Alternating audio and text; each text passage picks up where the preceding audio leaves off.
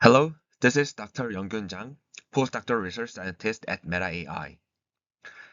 Thanks a lot for attending this talk and giving me this great opportunity for presenting my work. I will talk about my research topic, understanding world through representation learning. This year, Meta unveiled Orion, which is believed as the most advanced pair of AI glasses ever made. Orion combines the look and feel of regular pair of glasses with the immersive capabilities of augmented reality and is the result of breakthrough inventions in virtually every field of modern computing. Smart assistant called Meta AI is learning on Orion. It understands what you are looking at in the physical world and can help you with useful visualizations. So you can open up your refrigerator and ask for a recipe based on what's inside. To achieve this capability with Meta AI, we first need an understanding of the physical world.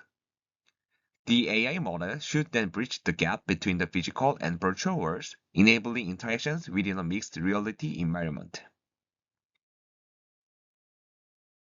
Especially in metaverse scenarios, AI models should incorporate multimodal learning from various sensory inputs such as video, sound, text, and images, similar to how the human brain processes these inputs holistically, connecting and aligning signals across modalities. For humans, a single input can bind together an entire sensory experience. For example, upon hearing a train horn, we might visualize a train, imagine a moving train video, or recall related knowledge. We naturally do not separate our sensory inputs into different modalities. Instead, we feel and understand them in a single holistic representation space. Ultimately, AI assistant for Metaverse should have to understand the world through multimodal signals by combining and understanding representations from the world. My journey toward multimodal representation learning began in Seoul National University. During my PhD, I focused on visual representation learning, specifically on face and natural image retrieval tasks. To achieve this, I studied and developed various visual representation learning methods, including semi-supervised and self-supervised learning methods. I had the opportunity to intern at Naver Europe, where I developed the self-knowledge distillation method for hash representation learning. After graduation, I continued my career as a research scientist at Samsung, where I developed AI algorithms for multimedia devices. In October 2022, I joined Meta. Currently, I am working as a postdoctoral research scientist in Meta AI, focusing on multimodal representation learning. Recently, I have been tackling challenging tasks in the field of computer vision and NLP with the aim of understanding our world through representation learning. What is representation learning? Consider this scenario. You are asked, what is in this photo? First, our mind tries to comprehend the questions and how we could respond. Next, we examine the image, reasoning things like, does it have four legs, four whiskers? Based on the features observed in the image, we make a heuristic decision about its content and respond to the question as, is an adorable cat? This entire process is an example of how humans solve cognitive tasks. The goal of representation learning is to solve cognitive tasks automatically by discovering underlying structure in data based on the target that we want to respond. Especially these days, deep neural networks are designed and trained to do representation learning to figure out what is good semantic representation. To be more specific, the output of representation learning is obtained as an embedding, which takes the form of a low-dimensional vector. Each embedding captures the essence of a data item's meaningful information. Once trained with deep networks, embeddings are distributed within a defined semantic space, reflecting the similarities between each data example. As illustrated in this example figure, chicken, wolf, dog, and cat, which are all animals, are distributed closely to each other, just as banana, apple, which are fruits, are grouped together, even with different modalities such as textual word apple. This distribution of embeddings is based on the training strategy and the types of modalities used to train the deep models. Two applications for embedding-based representation learning. For multimedia data signals, including text, video, images, and audio, each modality can be trained to represent its data samples through embeddings. These embeddings can then be utilized for a variety of tasks such as retrieval for recommendations, classification, clustering, and more. Now I will discuss the work that I did on visual representation learning. Embeddings are distributed based on the defined similarity between data items. For example, as shown in this figure below, image B, a pitch image, can be considered more similar to image A in terms of semantic similarity because they share the same semantic. However, if we focus more on visual similarity, then image C could be more similar to image B than image A because they share the same color. Depending on the purpose of representation learning, we can train the model to focus more on semantic similarity with supervised learning. Alternatively, we can design semi-supervised or unsupervised learning schemes that focus more on finding non-labeled visual similarities. Supervised representation learning, I developed a machine learning algorithm with hashing and published papers on face image retrieval. Face image retrieval is a task that aims to retrieve images of the same person's face from a gallery. To achieve high performance, it's necessary to train the model to clearly discriminate face images per identity using embeddings. However, face image retrieval presents three major challenges. The first is inter-identity resemblance. As you can see in this figure, even if images of class A and class B are of different people, their face images may look similar due to factors such as outfit or background. Secondly, for class C and D, even if the images are of the same person, the faces may look different due to age, makeup, or hairstyle. Lastly, each person ID is assigned a single ID, resulting in many classes to distinguish, which makes retrieval difficult. To address these challenges, I proposed the supervised machine learning with augmentations method. This method first learns complex features in the latent space and then transfers this knowledge into the compact hash representation. First, as shown in the left figure, I selected and modified image transformations specifically to fit the face image domain, ensuring that facial characteristics are not compromised. Then I applied these data augmentations to create a supervised positive pair of face images to generate representation embeddings. With these embeddings and labels for each human face, I performed machine learning in the high-dimensional latent space to discriminate complex image features. Finally, I transferred this knowledge into the hash codes in the hash space to create a compact representation for retrieval. Here is the retrieval result of the proposed method. As shown in this figure, in the case of the Asian man on the third row, since we include grayscale images in our data augmentation and perform machine learning with that, we can retrieve this grayscale image. Even with some occlusion caused by a hat or sunglasses, our method can accurately retrieve images of the same identity. Upon delving deeper into data augmentation, I discovered that image transformation sometimes causes a discrepancy between the hash code and the binary code. As shown in this figure, the original image and two differently augmented images, one weakly transformed and the other strongly transformed, show that the real valued hash code follows the degree of transformation. However, when it comes to the binary code, it does not change accordingly with these transformations. This discrepancy can degrade retrieval performance. Therefore, I proposed the self-distillation scheme to increase robustness against transformations in deep hashing. As shown in this example, I set up two data augmentation families. One generates easy teacher images, and the other generates difficult student images. Using a CIMF style framework, I generate teacher hash code and student hash code simultaneously. Based on the observation that XOR Hamming distance can be interpreted as a cosine distance, I proposed the SDH loss to reduce the discrepancy. Moreover, I propose an additional teacher loss to generate high-quality teacher hash codes. I present visualized results to demonstrate the proposed method called DHD, using additional unseen transformations as input. Even when an unseen transformation is applied to the query image, the retrieval system successfully retrieves images with the same semantic content. Even for cases with strong augmentation, some different images may appear in the retrieval result, but the same semantic images are well retrieved. In terms of similarity, I aim to consider both semantic and visual similarity when building a PQ-based retrieval system. I proposed the semi-supervised learning algorithm for that purpose.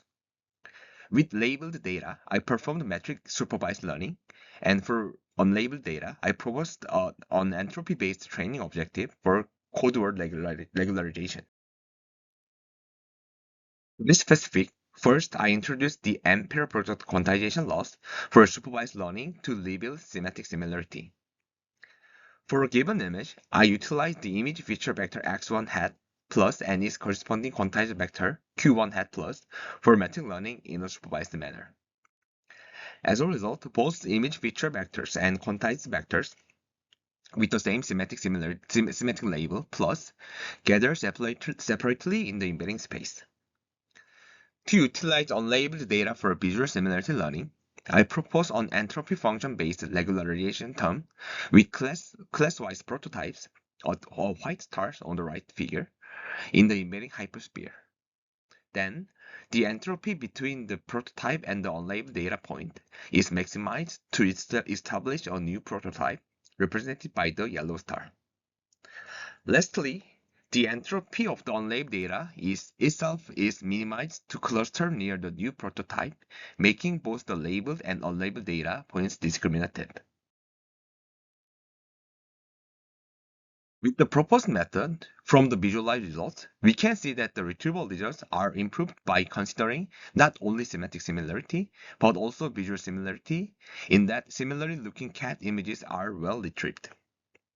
The TSNE visualization result below shows that the proposed method provides a well-clustered representation than the other oblations. Now, move on to focus more on visual similarity. Focus only on visual similarity, I propose the contrastive learning-based AI model. Motivated by the concept of contrastive learning, contrastive self-supervised learning, I replaced the projection part of contrastive learning with quantization, as shown in the figure B on the right side. I then applied cross-quantized contrastive learning method between the feature vector and the quantized vector.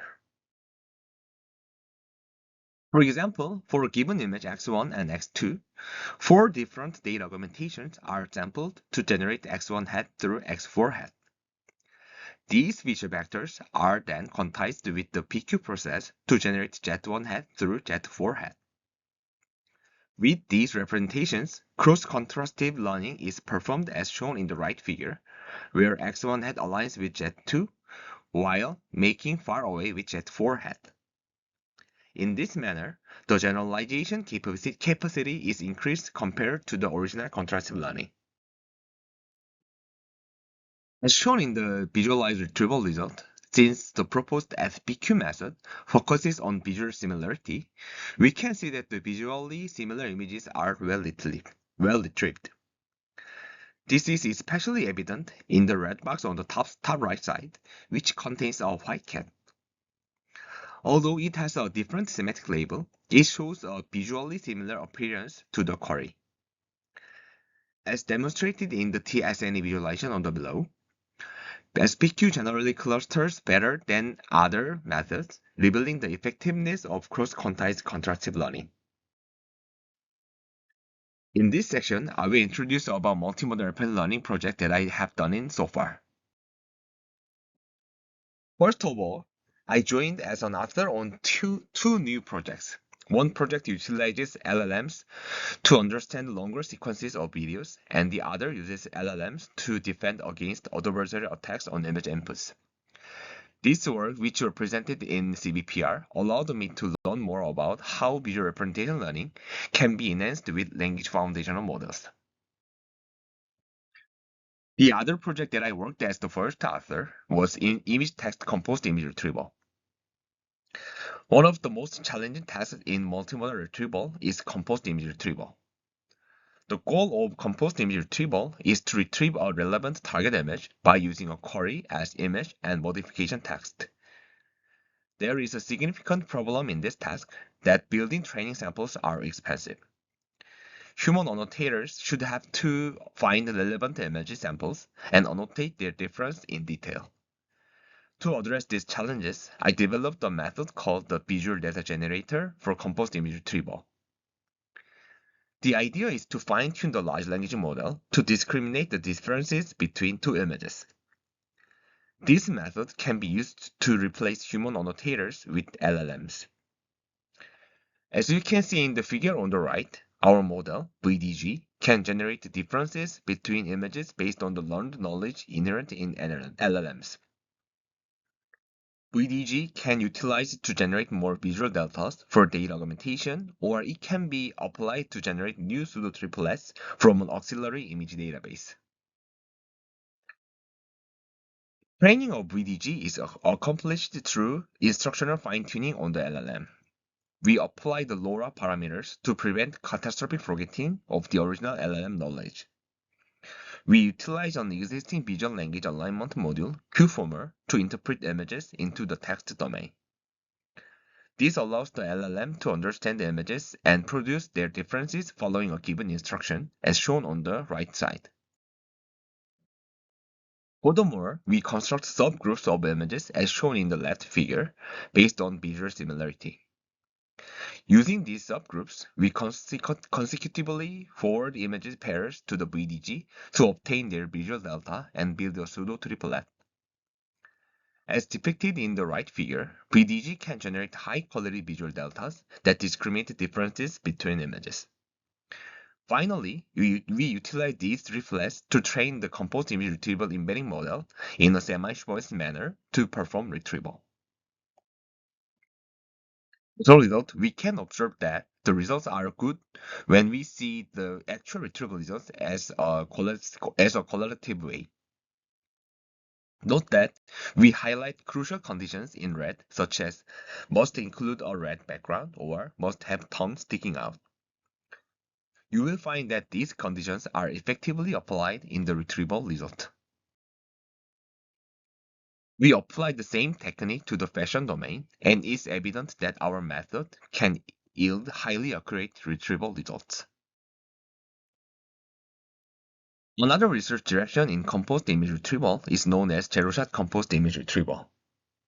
Instead of relying on triplets of image reference, image target, and text modification, which are challenging to collect, zero-shot composed image retrieval methods aim to train the model using only pairs of images and captions for composed retrieval.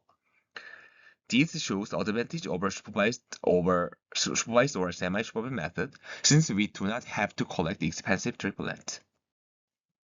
However, previous method on zero-shot composed image retrieval utilize an additional projection module, which causes a bottleneck in understanding image representation. We propose a new method that simply interpolates image and text embeddings to achieve a similar embedding of the target image. This approach preserves the integrity of both the original image and text embeddings. One other thing to note that is, our proposed method, which is called as SLURP, not only achieves the best performance in zero-shot composed image retrieval, but it also provides a user-friendly solutions. This allows users to control the influence of the image and the text to retrieve the images they desire, as demonstrated in the example figures. Another research area in cross-modal representation learning is backward compatible representation learning. The technique called backward compatible training, short for BT, aims to make a new image encoder compatible with the embeddings of an old image encoder, and mostly explored only for the image-only modality.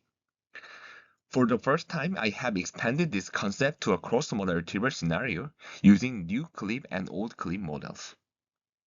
However, unlike previous image-only backward compatible training works, cross-modal backward compatible requires an extremely large number of image-text pairs, which can be expensive in terms of training cost. Therefore, we propose text-only pre-training based on the assumption that the image embedding distribution can be mirrored by the text embeddings as shown in the left figure. As a result, we can achieve cross-modal backward compatibility efficiently. As shown in the figure on the right, we can confirm that a query embedding with a new image or text encoder can be used to retrieve embeddings of the old model. Lastly, I want to talk about future research topics in multimodal representation learning. In terms of data perspective, there are still many challenges in AI. Even if we collect billions of data samples from the web, problems such as unbalanced label distribution persist, and AI models can easily be exposed to human stereotypes.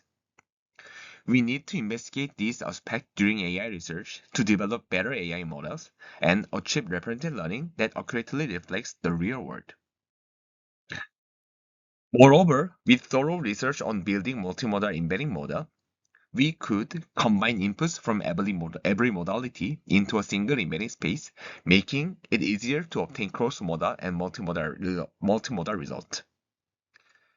I believe multilingual representation can be linked with visual representation, potentially aiding in the exploration of improved multilingual representation learning either.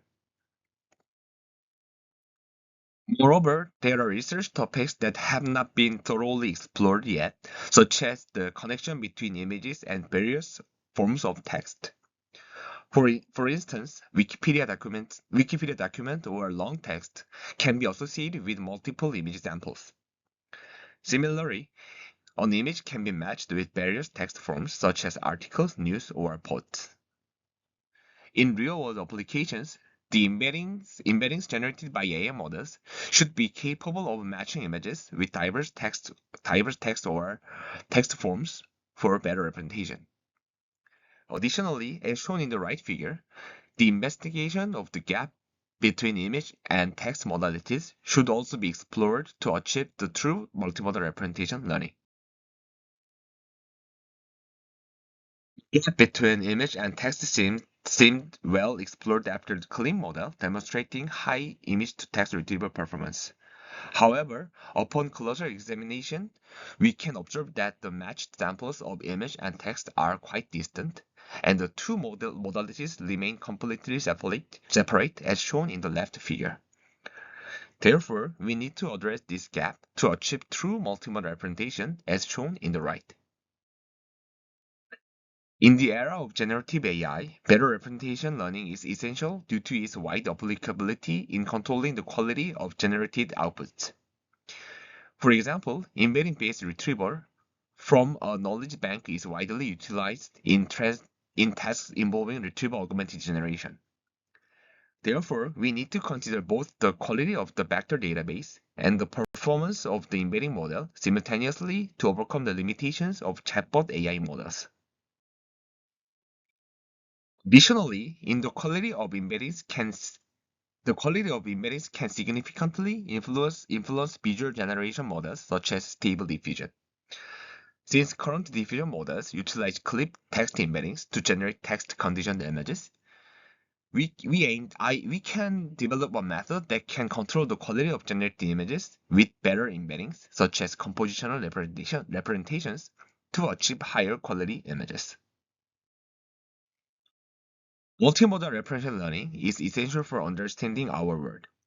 I hope for advancements in holistic referential learning and the discovery of dense connections among all modality samples, enabling AI models to better comprehend our world and apply this understanding within the metaverse.